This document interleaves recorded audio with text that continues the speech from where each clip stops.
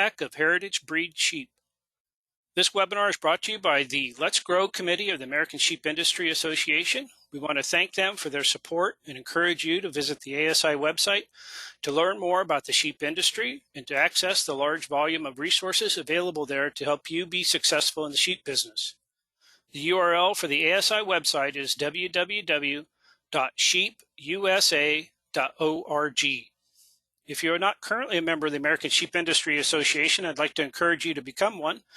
Most people do that by joining their state sheep association. A list of the contact people for those associations is available on the ASI website under the contacts link.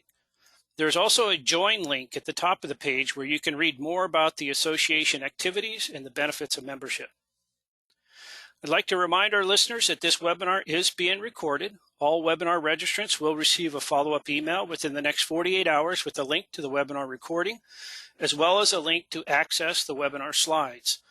The links will also be posted on the ASI website alongside the recordings of our previous webinars in the Let's Grow educational materials. I'd like to ask our presenters to go ahead and turn on their cameras this evening here, so you can see some of them that have the cameras anyway.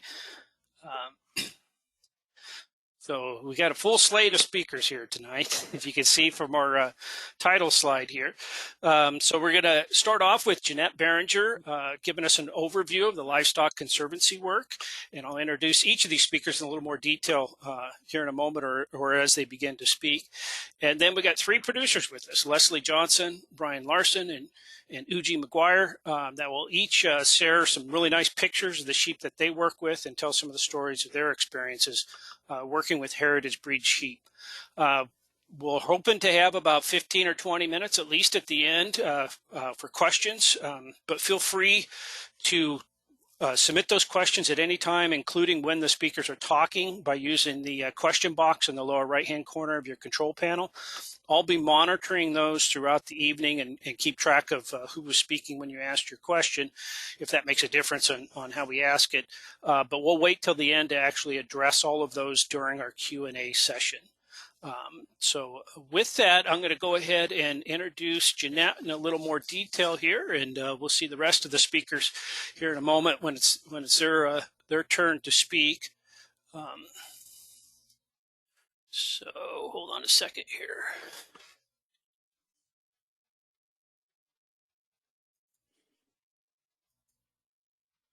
All right, Jeanette, if you want to go ahead and advance that first slide. It's not advancing on mine. I must have shut something off.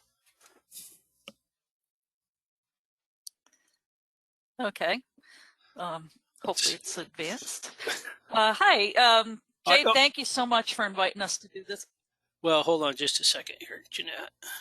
I'm not sure why that's not moving. Huh. What took place here?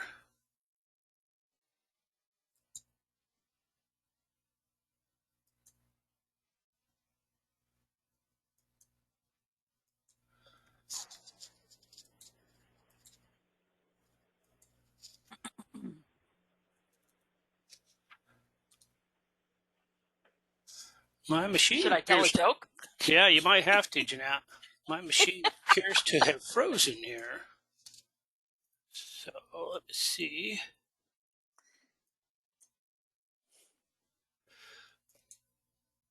Well, I can start talking. Well, let me hold on just a moment. You could go ahead and tell them a little bit about yourself while I switch this over. I'm just going to switch over to the other machine is what I'm going to do. Sure. So I'm Jeanette Behringer, and I work for the Livestock Conservancy as their Senior Program Manager.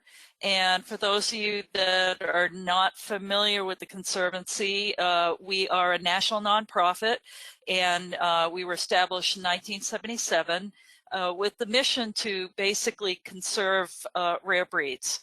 And the reason being is because we're trying to conserve biodiversity for agriculture. And so it's a very specific group of animals that we're targeting for conservation. And they're basically breeds that if we were to lose them tomorrow, there's no way to recreate them genetically.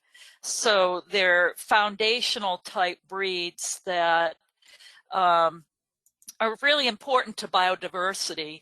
And sheep is one of the more numerous species that we work with, because there are quite a few rare breeds that have become rare because they've been out-competed by faster growing or finer wooled breeds. And so we're trying to not only conserve them, but to try and give them a job back, because you know, being a lawn ornament or, you know, a pet or just a small hobby farm isn't going to conserve a breed. And so we do try to find ways to give them their jobs back and get people excited about them. And we do all kinds of work. We do DNA work to try and understand the breeds better, historical documentation so we can tell the story of the breeds better, and to work with farmers, both veteran farmers and newbies, to help them each be more successful with their breeds. And so we do quite a few different things that help to support the breeds we work with. And I was going to start talking about some of the breeds that we do have listed on what we call the conservation priority list. And this is a list of animals that fit our criteria, whether they're critically endangered, that would be the most rare, and then you've got threatened, where you know, they're not quite as rare, watch, and then we also have a study category and recovering category. And so this is just a quick overview of some of the breeds we work with. The British Longwools are in many of them are struggling, and that would include Cotswold, the Leicester Longwools, and the Lincolns, and the newly added Teeswater, which just came on our conservation priority list just this past year. And so it's a important group of animals that we have some challenges to help with marketing. And later on, Brian will be talking about his Lincolns and the great work that's being done with them. And I'm trying to advance this, and I don't want to do. Did the slide advance for me? Oh, there we go. So the next category of sheep is, again, a lot of British sheep we work with. The Clun Forest, Dorset Horn, Oxford, Shropshire, and South Down. And then we have some other categories, which hopefully this slide will advance. The British colored breeds, Black Welsh Mountain, Jacob, and Shetland. So many British breeds, and I'm happy to say we work very closely with our British counterparts at the Rare Breed Survival Trust, and have a really great collaborative relationship with them, because we share so many breeds in common, and many of them really need the genetics exchange on both sides of the Atlantic. And so we love working with them. And then we've got the Spanish descent animals, including Florida Cracker, Gulf Coast, Navajo Churro, Santa Cruz. These are breeds that aren't well known outside of where they have been developed. Lots of folks haven't heard of some of these. These are very often very well adapted to extreme climates. The Gulf Coast and the Florida Crackers are extremely heat-resistant breeds, and parasite resistant, and live in areas in the deep south that other sheep would struggle to thrive in.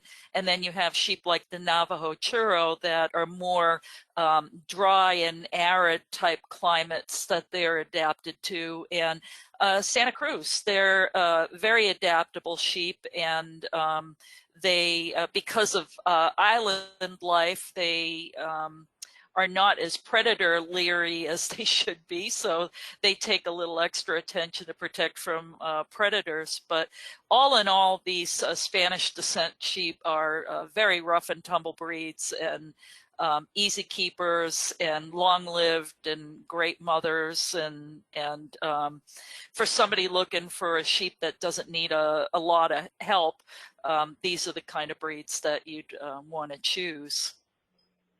And gosh, the lag time between the... There you go. Did the slide advance? Yes, it did. On our end, anyway. Okay. Okay. Yeah, I just did it. Sorry about some more American breeds. Hog Island, Caracal. We have Caracal / American because the population in the United States was isolated for a long, long time. There are tens of thousands or more of Caracals in the Middle East, but they're a little bit different than the Caracals that are here in the United States. And so from a genetic standpoint, it kind of makes sense for us to list them because they are a genetic resource that's different from the animals that are found in the Middle East. The Hog Island is a formerly feral population, and what's really neat about these sheep is they are the last remnant of the sheep that were brought over with early English settlers. We have a lot of Spanish origin sheep, but not a lot of English origin that's only found here. The equivalent of the Hog Island in the UK no longer exists. And so it's a very interesting population. They can shed naturally, but they are a wool breed. We have the Romaldale CVMs, which the fiber artists are really liking quite a bit. And the tuna sheep, which was developed by Thomas Jefferson and some of his contemporaries.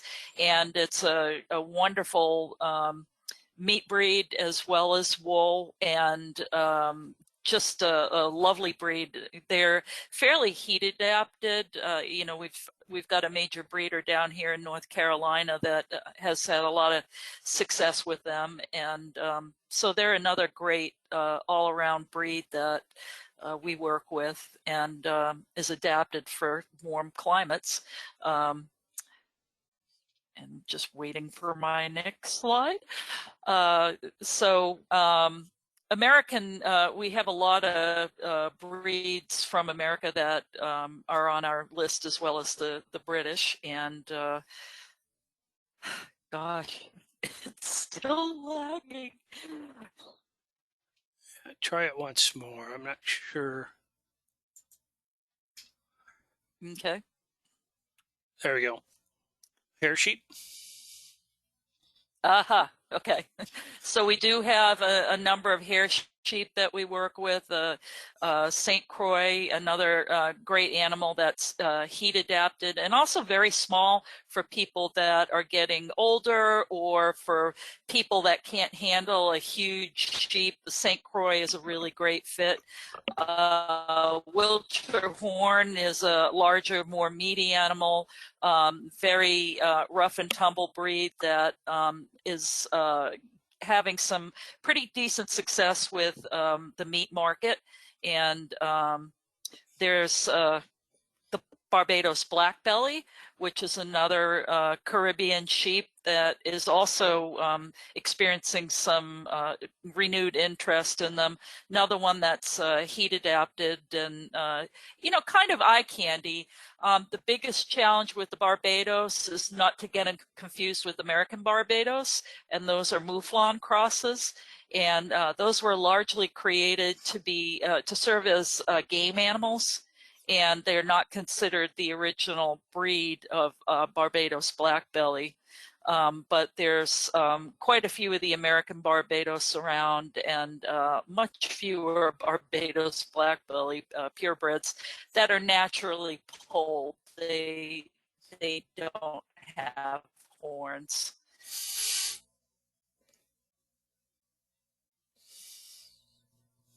So some of the things we do to conserve these breeds, certainly census, we have a volunteer that works with us year-round, and her only job year-round is to call up the breed associations and see how many animals are out there each year.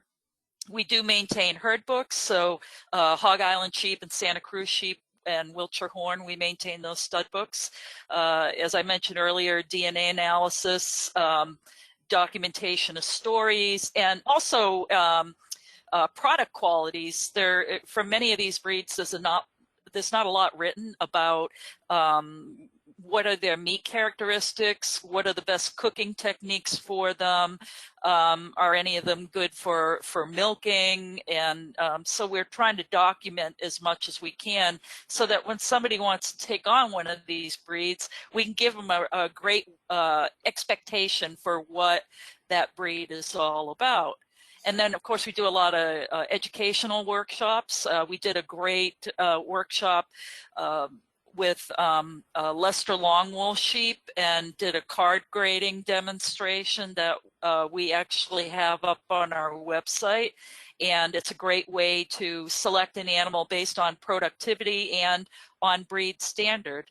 And then quite a bit on marketing and promotion. As I mentioned earlier, a lot of our farmers can be brilliant at raising and breeding their animals, but when it comes to marketing and promotion, they often fall short. And we do try to help folks along with that. The most major program that we've worked on, and it's been a game changer for our rare breeds, is the Shave 'em to Save 'em initiative. And this is a challenge to fiber artists to work through our conservation priority list of wool breeds and make a project with each breed. And so they get, when they join, they get a passport, and when they buy wool from a participant fiber provider, they'll get a sticker for their passport, and they have to document the project. And then every 5 breeds that they accomplish a project with, they get a little prize.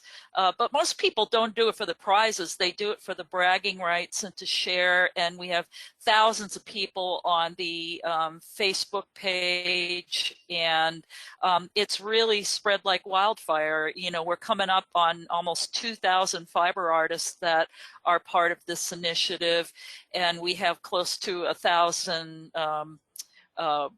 wool providers for this. And the wool providers can be farmers. Some of the farmers that don't want to bother with marketing will sell the wool to fiber mills or other farmers so they can sell it. And it's been an extraordinary success for building market for rare breeds. And, you know, when we talked about the title of this, you know, the comeback, the Shave 'em to Save 'em's been a real game changer, and we've been really pleased with it and trying to figure out ways how we can expand the program. We're hoping maybe something similar could happen in the UK because their breeds are struggling too. And for ours, we recently had done a study of how this program is working for our sheep owners, and it's really been remarkable, the changes that have happened in just the 2.5 years that we've had the project. And Jay, has that slide advanced yet? It's working on it here. Okay. To your survey slide, right? Yes. There we go. Okay. So these are statistics to really pay attention.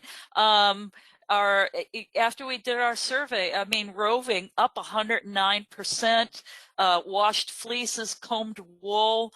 One thing that was unexpected was an increase in sales of hair sheep, and that's because the interest of the program got people interested in consuming rare breeds too. So that was a real eye-opener for our producers, and we certainly have challenges. We still want to try and you know, educate the general public that aren't really familiar with the breeds that we work with. And a big area is education on wool quality. A lot of our producers were basically composting wool or not doing anything with it, and they could be making a lot more income if they just paid attention to certain details to improve their wool quality. We will be working on a shearing video that we're hoping, after things kind of get back to normal and people can travel, we're hoping to put together a educational video on shearing that I think is going to be a lot of fun, and hopefully educate folks on that. And then marketing training. You know, we really want to be able to make our breeders better marketers, and because ultimately that makes them more successful, and it helps us be successful in our job in giving these breeds back a job, and you know, going to be in agriculture for the long haul. But I think that's my last slide, and I was going to be turning it over to Brian. Yeah, we'll get Brian unmuted here. And so Brian Larson's our next speaker, and Brian's owned and managed commercial and purebred sheep for 60 years. Been working with Lincoln Longwools for 35 years. He's an active member of the Michigan Sheep Producers Association, the National Lincoln Sheep Breeders Association, which is a U.S. association, and then the Lincoln Longwool Sheep Breeders Association, which is a U.K. association. Of course, he's a member of the American Sheep Industry Association, and he's also a current board chair for the Livestock Conservancy. So, Brian, if you are ready to go, I think you'll be able to advance your slides.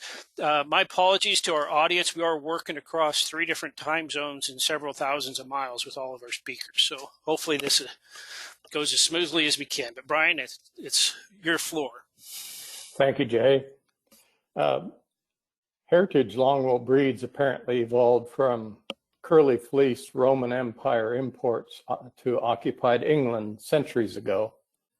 There have been several large DNA mapping studies that place the Longwool breeds in an extreme branch of the ovine DNA genome. Their genetic distance from other breeds may account for many of the commercial breeds that have been created by crossbreeding with heritage Longwool breeds. Many heritage breeds beyond the Longwools occupy remote branches of the DNA genome, which make them exceptional sources of genetic diversity.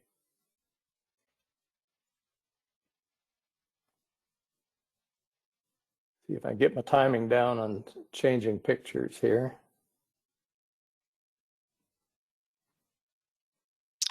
Is it working for you? Go ahead and move it yourself if you can. Give it a shot here.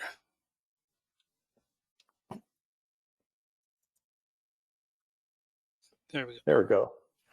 Now, my personal experience, as was said earlier, is with the Lincoln Longwool, so most of the pictures of this presentation are of that breed.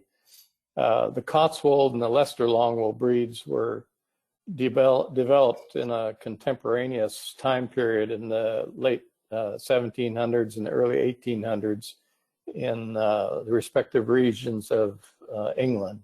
The other Longwool breeds, not all of them are on our conservation list, but they include the Teeswater, Wensleydale, Romney Marsh, Border Leicester, and the Blueface Leicester.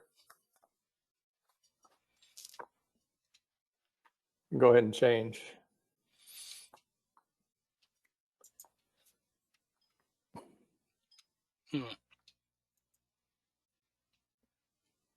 There we go. There we go. So the fleece characteristics differ among the Longwool breeds by lock or staple length or lock and staple width, by the boldness of the crimp, or in other words, crimp per inch, and fiber diameter. Longwool fleeces are also distinctive with a bright, shiny luster, which you can see in this picture. Longwool fleeces are notable for their high yield and low shrinkage, and they spin extremely well. People get thrown off by the fiber diameter and think they'd be hard to spin, but they're a very soft handling fleece. Longwools differ on the heft and weight of annual wool production. This photo demonstrates a Lincoln Longwool fleece with locks that are 2 fingers wide and crimp, which is a finger width apart. Next slide, please. So the lock and staple development is critical to the Longwool breed's wool quality. Having been developed in temperate climates, the locks shed rain and debris while protecting the wool fibers inside the lock. This photo is of a 6-month growth after a rain shower, and notice how the drainage is facilitated by the direction of the locks. Change the slide, please. So the Longwool breeds are generally regarded as a large, high-volume sheep. They're intended to be wide in the chest and back. They stand on strong, heavy-boned legs. And this conformation reflects their ability to consume large amounts of high-quality forage and carry multiple births. As you can see by this picture, Longwools are alert, intelligent, but yet still very calm. Longwool breeds are noted for dark noses and ears, sometimes called the blue in color.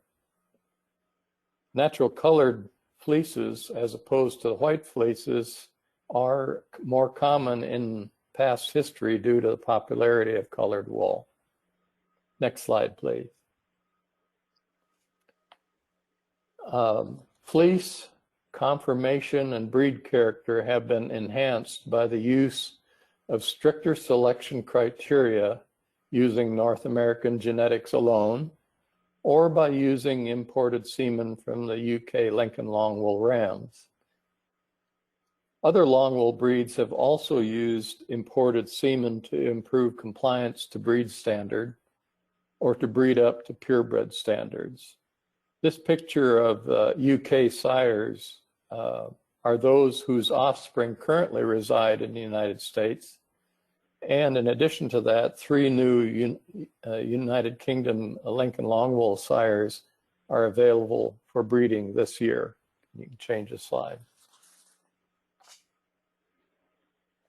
With each generation of stricter US genetic selection or using imported UK semen, the Longwool breeds are reinforcing their breed standards. We must recognize that form leads to function, or in other words, if you change form, you change function. The function of heritage breeds is their strength. If you deviate from breed standard in a heritage breed, they lose their genetic advantage. Next slide.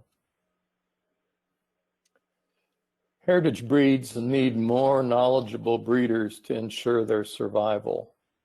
There is a great wealth of experience in the US of capable sheep breeders who could take on the challenge of preserving heritage sheep breeds.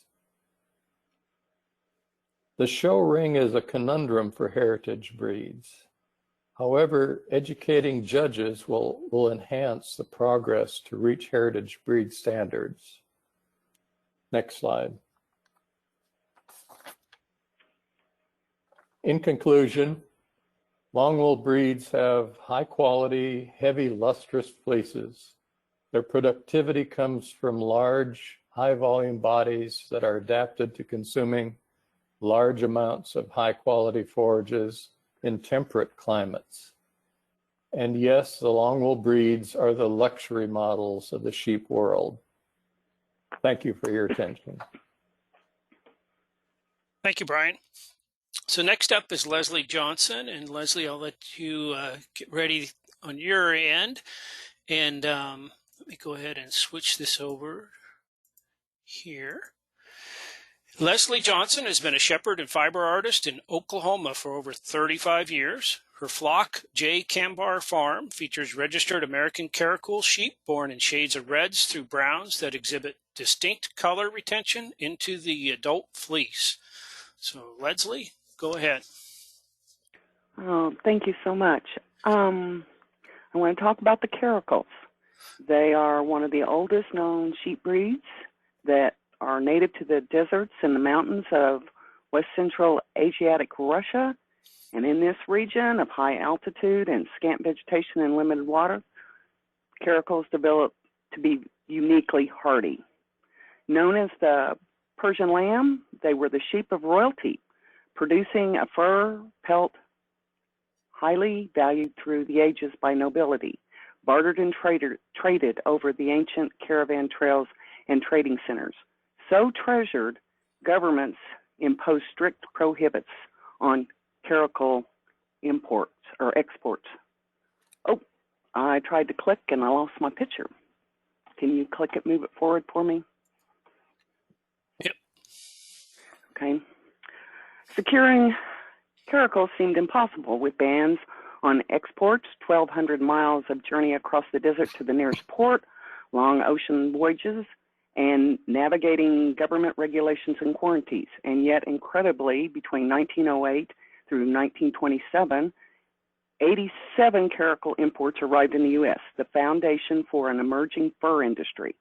Volume was critical for this developing project. Caracal rams were bred to local ewes of other breeds with the singular idea of building large numbers of pelt producers. And as a result, the American caracal is likely to carry genes of Lincoln, Navajo, and other breeds. Next, please.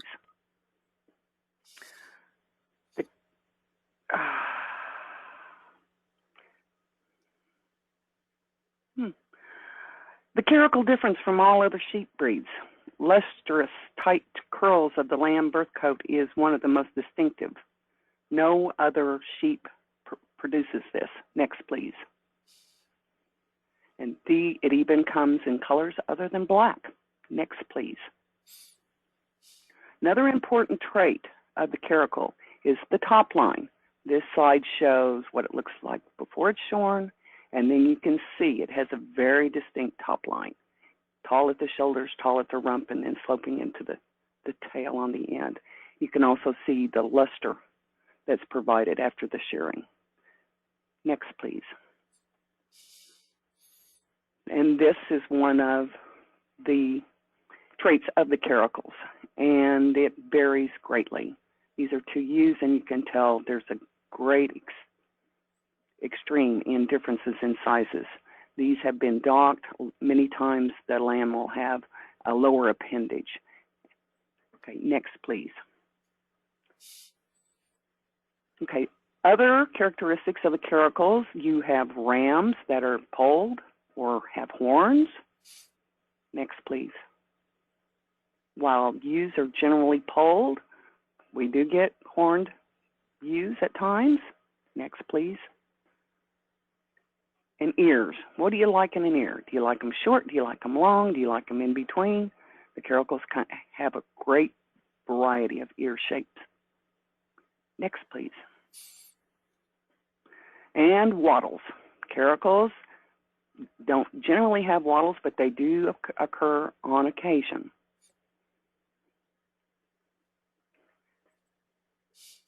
Next, please. Once the major economic importance, furs fell out of fashion in the mid-50s. The collapse of the fur market ended outlets for lamb pelts in the U.S. Many flocks were sold off, while other breeders continued with their flocks based on the caracal's other attributes and adaptabilities. What these early breeders said about the caracals are able to reach as high as a cow, which enables it to eat the seed-bearing parts of the weeds and brush. There are 500 weeds in the U.S., and the caracal eats most of them. And to the point of hardiness, no domestic animal in America can compete with the caracal except the burro and the Mexican goat.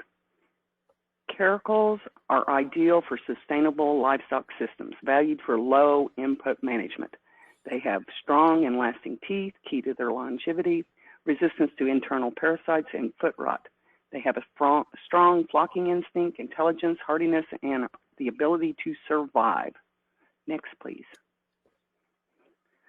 Ewes are easy lambers with strong maternal instincts, very protective of their lambs. Ewes can be milked and they will breed out of season. Next, please. Beginning with the Black Sheep newsletter back in 1974 and expanding to NCWGA in the 1977, growing attention in the fiber arts created interest and opportunities for caracals. They were being shown at fairs and festivals, breeders meeting and connecting as a group. Fleeces were in demand for spinning, weaving, felt making.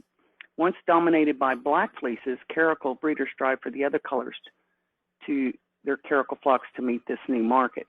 And you can see the great diversity in this group of the colors that are available. Next, please. The adult fleece can have diversity from animal to animal. If you see these ewes, you can see that some of the fleeces are very straight, while others have curl. There's some that show a great deal of luster, and so they can vary. In some cases, they're double-coated, which means they have a short, fine undercoat and then a coarse, sturdier outer coat. And they can feel quite soft. Next, please. Okay, why red? I picked on having red caracals. I live in Oklahoma. We have red clay soil. Everything turns red at some point or another. So I thought maybe I'd kill two birds with one stone and start to see if we could get red in our flock. But I had to do some research. I found out that the caracal, while it's dominantly black, variations of the recessive brown could present.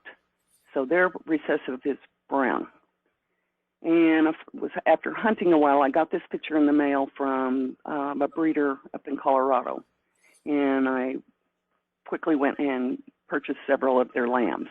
And then in 1987, their foundation sire was available for sale. And he was a big, strong red ram who had held his color very nicely and had continued to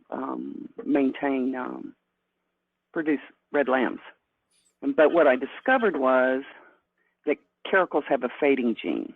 The deep color of the lambs can lighten in time, generally after the first shearing.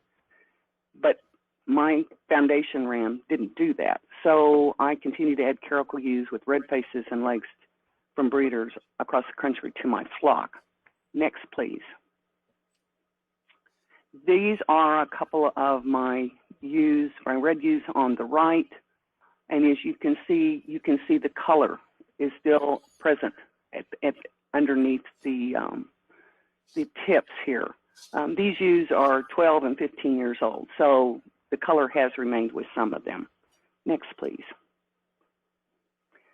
These are, one on the left is a lamb, the other two are yearlings. They got caught in the rain, and that's one way for me to check the color and how it's developing, is to see them after a rainstorm. Next, please. This is mom and baby. You can see the difference from the way their fleece looks to what their adult coat looks like and how the color changes. Next, please.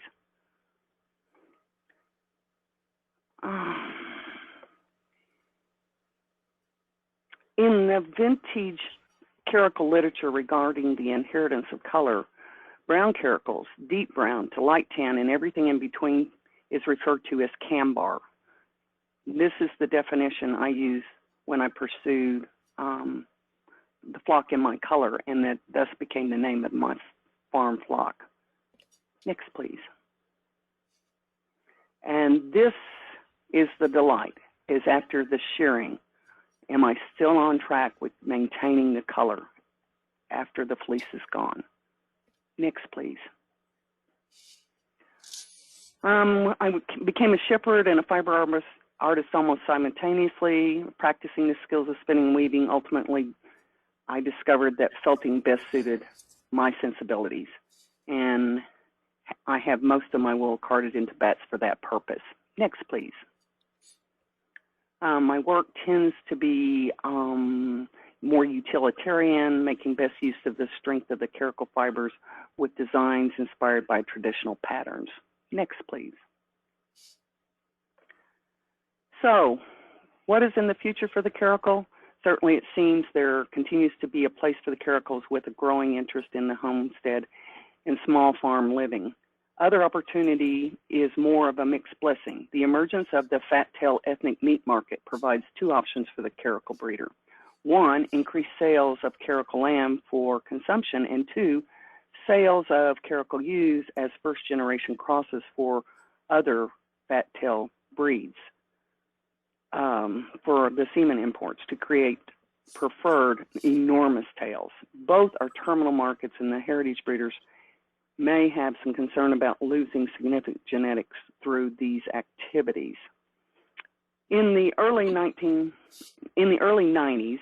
two scholars shared similar thoughts that while the caracal is a classic example of an ancient breed with historical significance, it will remain a minor breed in the U.S., dependent on devoted shepherds who are passionate about the uniqueness of this breed. Okay, that is the end. All right. Thank you, Leslie. You are welcome. Yeah. So next we go out to Colorado, where Uji McGuire and her husband Ken of Paonia, Colorado, have been breeding black Welsh mountain sheep for over 20 years. She has served as the registrar for the breed since 2000 and has worked with the USDA in developing non-surgical artificial insemination techniques for over 13 years. So Uji, you want to go ahead and tell us about your black Welsh mountain sheep? Well, the black sheep have to go last. We are the black sheep, and they are supposed to all be totally black. Black Welsh Mountain are the only all-black breed in the world, whereas other breeds do have black individuals.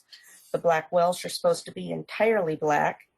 There are records in England in abbeys that show and document Welsh Mountain sheep being kept as the blacks separate from about the 1300s. There's been some recent DNA research done on the entire group of Welsh Mountain breeds, of which there's, depending on who you talk to, anywhere from 10 to 20 different Welsh Mountain breeds. And in general, the black Welsh Mountains have shown to be much closer to the Viking sheep based on a DNA analysis. And they are distinctly different in many characteristics from other Welsh Mountain breeds. So they are definitely a unique resource. In the UK, the Welsh Mountain ewe is the second most popular ewe for crossing to Longwool breeds to produce either a Welsh mule or a Welsh half-bred. A Welsh mule is a blue-faced Leicester over a Welsh Mountain ewe, and a Welsh half-bred uses a border Leicester as the ram sire. And then those crossbred animals go on down to the third tier and are typically crossed to a terminal sire for meat animals. The purebreds of the mountain ewes, like the Welsh Mountains, will stay typically out in the mountains up on the hills.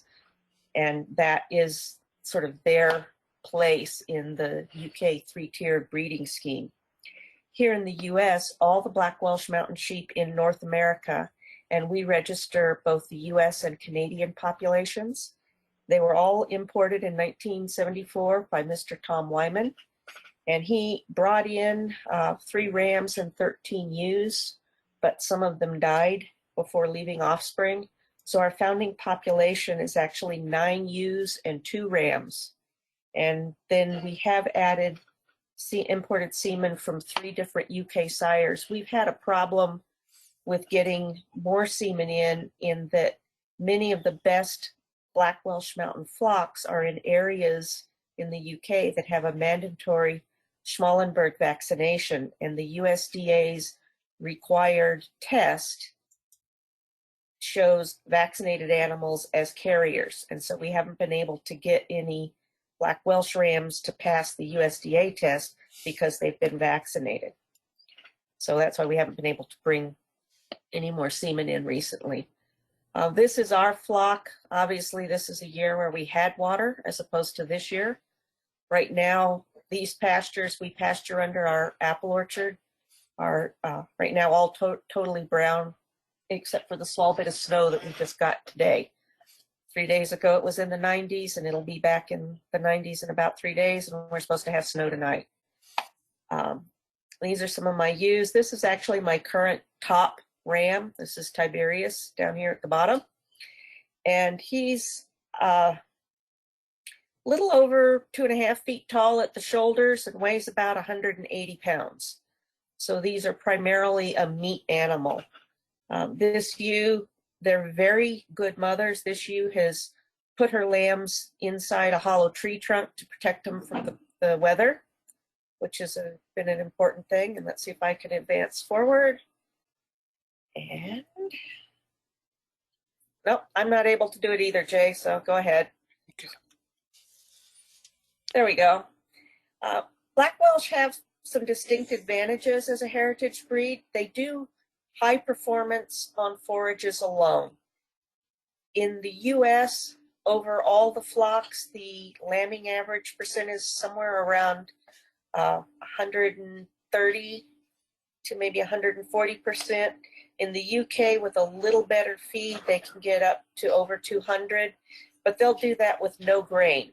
And we've had ewes, they could easily raise twins. We have had ewes raise triplets just on straight pasture and not even really lush pasture, fairly not high quality pasture. They are very rugged sheep that survive. They are easy lambing.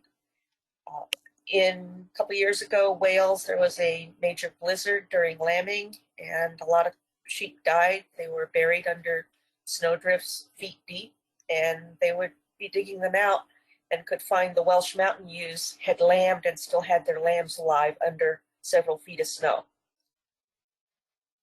One of their big advantages is excellent meat quality, and sort of the unfair marketing advantage is that you can butcher them at any age. So we routinely butcher our cull ewes and sell them as prime mutton. And it takes a while to get people to try it because of the word mutton.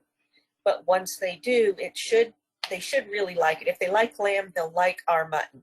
And they'll typically like any good mutton. There can be some very bad, strong flavored mutton, but when it's done right and from a breed that produces mutton, it's a very tasty meat.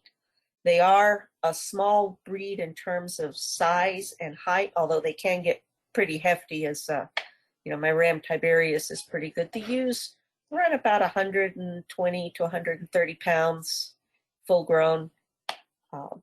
And Jay, if you can move on to the next slide, please. So all breeders like to tell you all the good things about their sheep. In the Black Welsh, we faced a problem because of the black sheep, that sometimes people buy them because they really want just an unusual color or an unusual sheep. So I always like to make sure everybody knows about the disadvantages. Welsh mountain sheep are non-flocking. This means that they will expand to the limits of the fence. So you're not going to keep them in a small area and have them just graze around a little area unless you do it with some sort of portable fence. The rams are horned, and this can cause fencing issues. We have given up on trying to use electric nets with our rams because the horns are insulating, and so they will push against the fence. They don't get shocked till they're in it and get truly tangled. I know of at least one Black Welsh flock where the rams in that flock pasture together, and they figured out how to gang up on the lowest ram on the totem pole, shove him into the electric fence so he gets tangled, and then everybody else jumps out over the top of him. So this can be a problem. They are very smart. That's not always good. However, they do learn to come when called. They do learn to watch you. We don't use any herding dogs. I just, point with a crook and tell them where an open gate is, and they'll look for it and find it when I need to move them. They are a slow to medium growth animal, so you're not going to get to butcher size really fast. That can be a problem. Because the wool is solid black, that requires some creative marketing. And for us, the Shave 'em to Save 'em program that the Livestock Conservancy started has been absolutely vital in really improving our wool market. In the UK, Black Welsh wool has its own wool grade and is sorted and sold separately from all other classes of wool in the UK. It's a medium to coarse fiber, so it's typically used for upholstery, outerwear, sweaters, rugs. Most of the time, it's not going to be next to skin soft for most people. Our biggest disadvantage in North America is our limited gene pool because of our small foundation. And that has meant that we need breeders that are very aware of the genetic issues and how you can maintain bloodlines within a small gene pool so that you always have a place to go that's a slightly different animal for an outcross if you start seeing inbreeding depression. Right now, the national flock, U.S. Canadian flock, the average inbreeding coefficient in our animals is somewhere around 0.2 to 0.25. Varies a little bit up and down, but we've had animals that were practically clones. They were as tightly inbred as you can, where going back, there was basically a single sire for many generations. And that can definitely cause some issues. On the other hand, they always taste good, and there's never a problem putting even an old ram in the freezer. You're not going to get a gamey or strong flavored meat when you do that. So that's a definite advantage for them. But they're probably not a beginner sheep, although they've been promoted that way because they're very easy to care for. Their intelligence and fencing issues and non-flocking mean that they don't behave like most people expect sheep to behave. And for some people, that's hard. If they've dealt with other livestock like cattle that are not a really tightly herding group of cattle, they'll be fine. But if they're expecting sort of the vision that a lot of people have of these nice, cute little sheep all grazing together, that's not what Black Welsh do. They just scatter. So, on the other hand, I love them. Fantastic. Thank you, Uji, and thank you to all of our speakers for sharing their stories and their sheep with us. If I could get everybody to turn their microphones back on, and if you guys have your camera and want to turn it on, that's fine. We'll see what we have for questions that have come in. And I think we actually have quite a few of them. Let's see what we got here. Go back up here to the beginning. Okay. Is there a way to have DNA tests for lost registrations? And I think that came in when Jeanette was just talking about the Livestock Conservancy in general. But Jeanette or any of the others want to take that question on?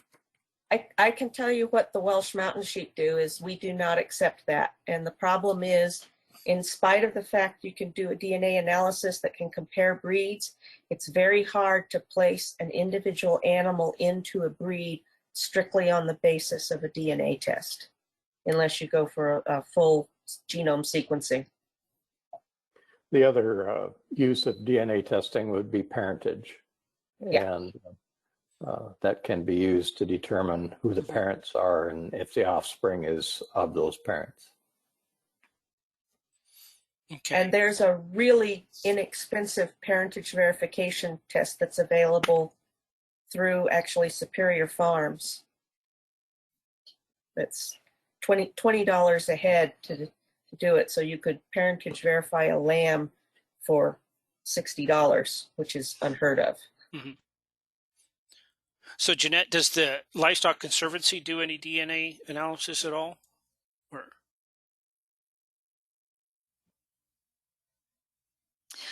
We do more to understand relationships between breeds and to try and understand the breed themselves a little bit better. But we haven't done a load of DNA with sheep. Not to say we won't. It's just we haven't done any major studies up until now. Okay, and while I have you mic'd up, somebody asked, will the Shave 'em to Save 'em program be a continuing program for the foreseeable future?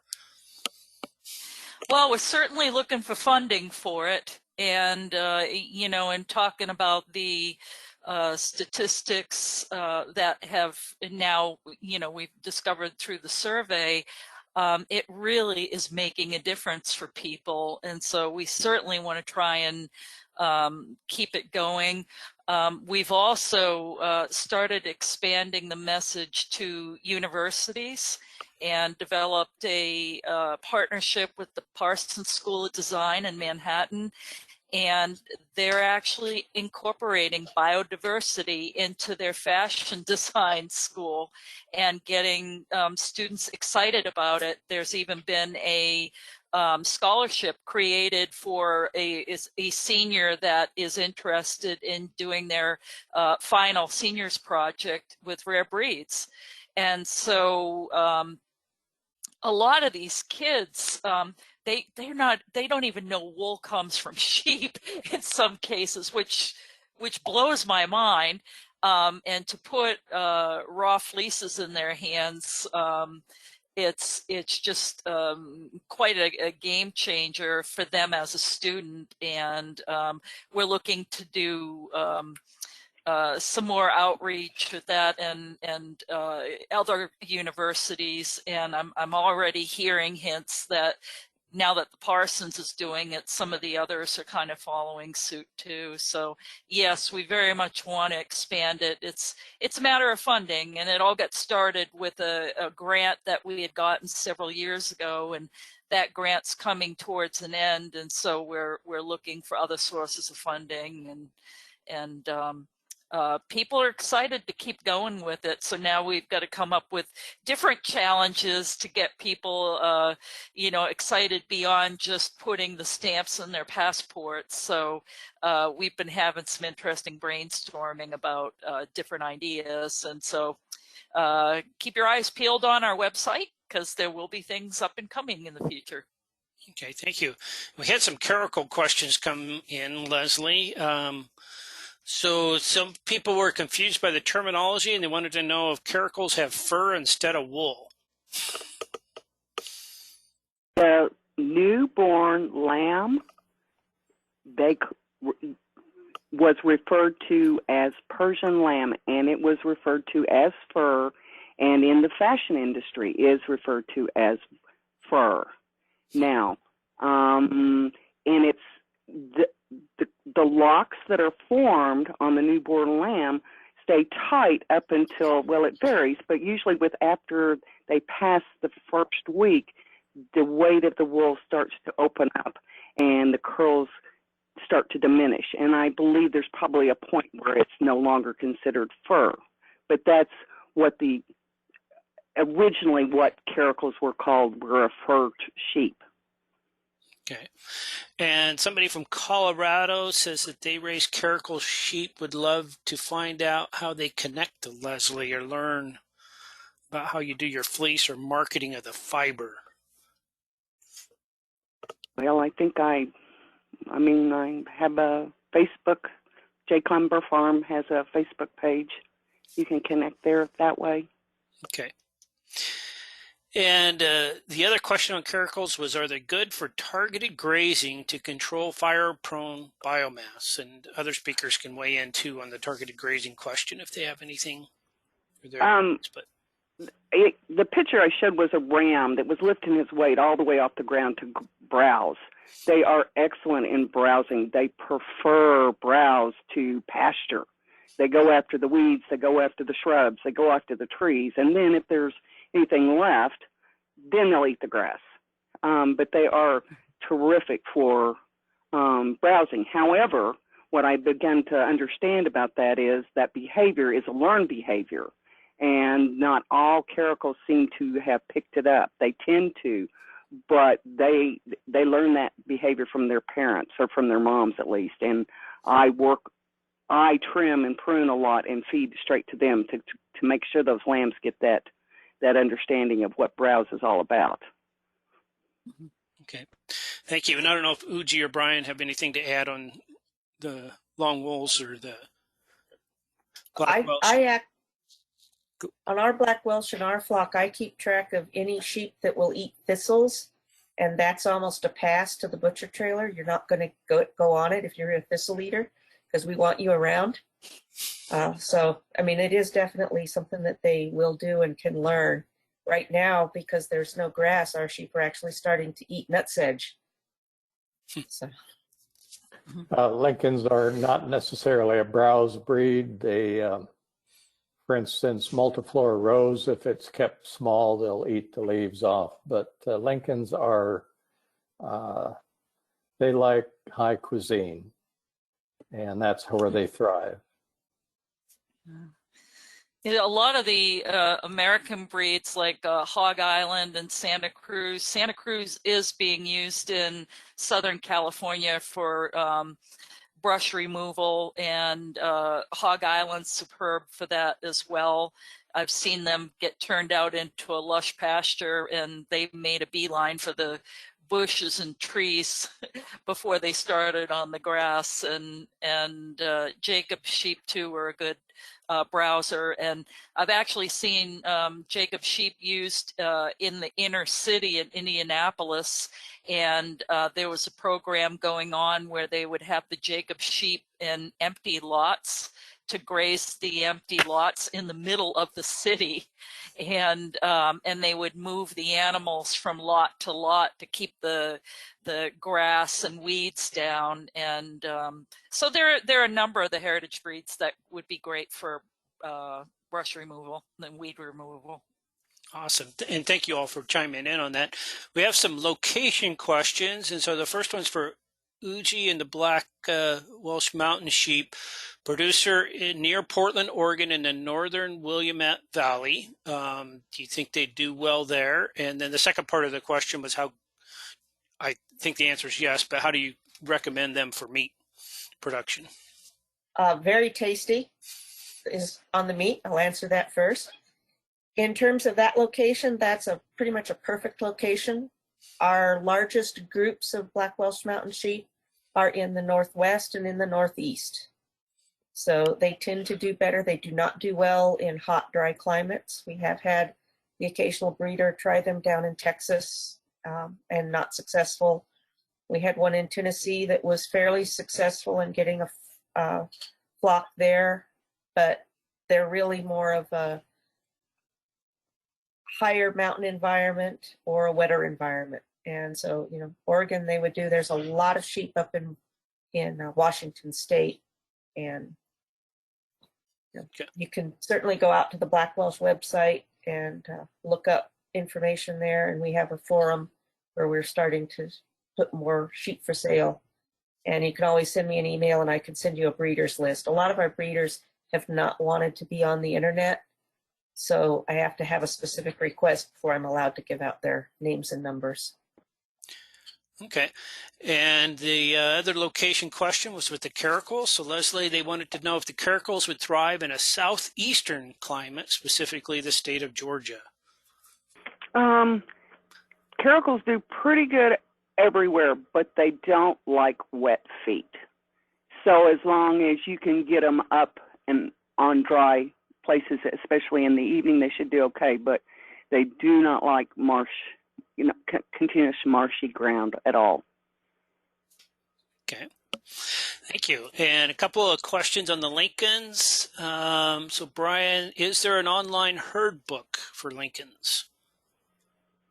Well, there's an online website, and if you just look for the National Lincoln Sheep Breeders Association on the web, they have a good directory, and it's divided by state, and you know, that's quite accessible.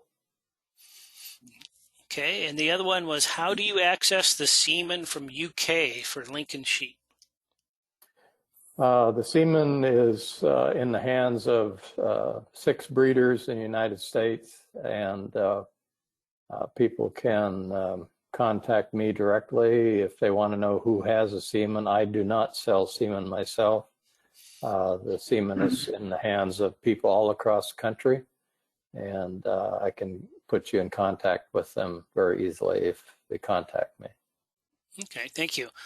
And a question for Uji on the AI. Do you see non-surgical AI as being an important tool in the near future in recovering heritage breeds?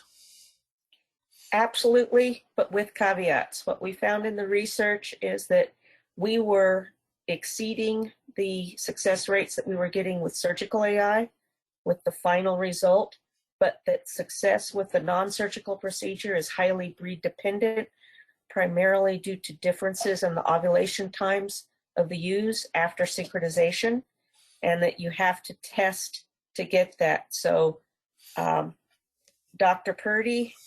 Philip Purdy at the USDA's National Animal Germplasm Program is the head researcher on all of that, and he has both the techniques available out on the USDA website, what we learned during our multi-years of research, and also you can talk to him about what we found didn't work. Sorry to say, the Longwools were one of the breeds that were almost impossible to get the non-surgical procedure to work in. And we think that was a timing issue. I didn't have any to try. I don't know what he's done with that since. I know the research has continued. But when we got up to 75 to 80% pregnancies on a non-surgical procedure, that was good enough when our surgical procedure was, less than 10%. Okay, and a caracal question came in on breeding. It says, do caracal ewes have breeding issues with the fat tails? Leslie? It depends on the size of the tail and the ability of the ram. It's kind of a multi question.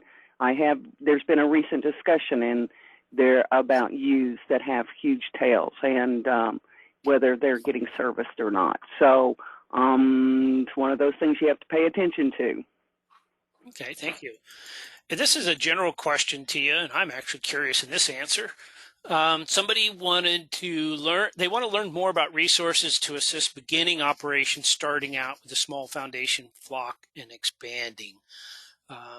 Any advice on good resources for those that are starting out and want to be profitable, or at least not too negative on it? Well, I think there are a few resources. One, if you're thinking about getting into a rare breed, or maybe it's a breed that's not on the CPL but is rare, we have a book called Managing Breeds for Secure Future, and it's a really great how-to on the basics of breed conservation. It comes up with conservation breeding strategies, how to maximize your biodiversity within your flock. It talks about forming registries and breed associations, and all kinds of things that can help you in an endeavor with a heritage breed. And that's available on our website, LivestockConservancy.org. And we're available too at the office. You can email us or call, and we'll get back to you. And we're out there to help people be successful. Okay. I've done some classes for people here locally of folks who thought they might want to get into sheep. And so I had a handout which has some resources, a couple of Livestock Conservancy books, and then a couple other books. But the other thing I would recommend is, for anyone who's interested, go find a shepherd in your area and volunteer to come out and help. They may or may not take you up on it, because a lot of times it takes more time to explain what you're doing to somebody new than it does to just do it yourself. But that's going to get you an entree into finding out what sheep are in the area, and you can start to decide whether the sheep are going to be a fit for you and your farm. I've always recommended to people that they let the sheep teach them. Sheep are very good at letting you know, if you're observant, what they need and what they want.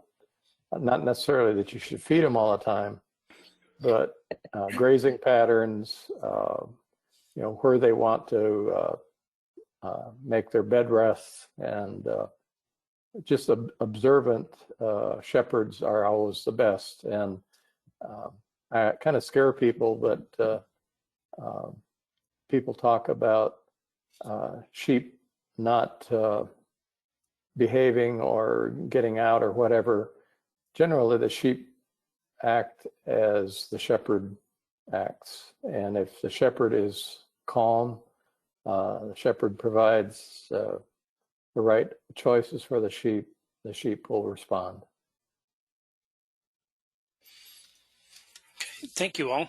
And a couple of people have asked about financial incentives in a couple of different ways. But the gist of it is, are there any financial incentives from the Livestock Conservancy, granting agencies, or other resources to begin raising a critical heritage breed?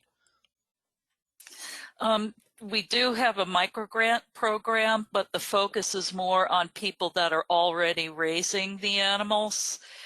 However, there are grants through USDA, in particular for promoting sustainable husbandry practices, and also land improvement, where you could justify bringing in a rare breed that might do a better job at that than other breeds. So my suggestion would be to go that route if you're just a beginner with a particular breed and wanting to get into them. Incorporate them into a plan that includes some of the things that USDA is looking for to support. Our microgrant program was specifically designed to help people that are already doing a great job with the breeds to help them get to the next level, whether it means bringing in that new ram or adding fence line to, create larger pastures, or to be able to do better selective grazing. There are all different kinds of projects that can support a breed, and we just want to, use the grants as a nod to people that are already doing great work. Okay, thank you. And a couple of questions came in on the AI process. First one, how expensive is the AI process, including importation? And then a question on Uji, what semen concentration were you using in your AI? So I don't know if you want to start with that, Uji. I'd want to go take a look to be sure, because part of the research was we did a bunch of different trials with all different concentrations and media. If that person could maybe email me, I can send you the final paper results on that. But it's typically about double what you would use for laparoscopic or the surgical procedure. However, the non-surgical AI procedure, the costs are much less. We figured our costs per ewe, not counting the cost of the semen, but just the synchronization and the procedure, was under $10 a sheep to try, because you do it, the farmer does it yourself. And we actually hosted a training class here at our farm where students came from all over, including Canada, and got to actually practice doing inseminations on our ewes to learn the procedures under Dr. Birdie's tutelage. So it's something that any farmer can learn to do. Semen costs for the last time Black Welsh semen was brought in was running about $100 a dose. We're currently trying to get some rams collected in Canada that are a line that's been isolated, and bring that down. And we're expecting that to come into the US at about $140 per dose for a non-surgical dose, which can be split if you decide to go a surgical route. Yes, in the Lincoln breed, and it would be true for most of the Longwool breeds, laparoscopic insemination works best. And each breed has its particulars. We have a veterinarian who has done a lot of research, and we were, the last year I was breeding AI, we were getting about 70% pregnancies with almost the same rate of twinning as in the natural flock. and it was costing about $50 a ewe for the procedure. The cost of semen is dependent on how much semen you collect, and then I have advised my breeders to, because it's a great risk, they have to put a lot of money down up front. I asked them to charge about double of what it actually costs, because they have endured the risk of losing all their money. So it's costing around $50 per unit of semen, but we bring in about 700 units of semen at a time from 3 different rams. Okay. Well, it looks like we've run out of time here. I really appreciate all the questions that came in, and of course all of our speakers tonight, and sharing pictures of your sheep and the story and all of this information with everybody. We really appreciate that, and we appreciate the American Sheep Industry Association and the Let's Grow Committee providing the funding and the resources to make these webinars happen. We'll look forward to seeing people on a future webinar, and we really enjoyed having everybody on tonight. And I want to thank all of you speakers once again, just for your great presentations and for your time this evening. Thank you. Thank you. Yeah, thank you. It's been a real pleasure. Absolutely. Okay, with that, everybody have a good evening, and I hope everybody's safe and sound.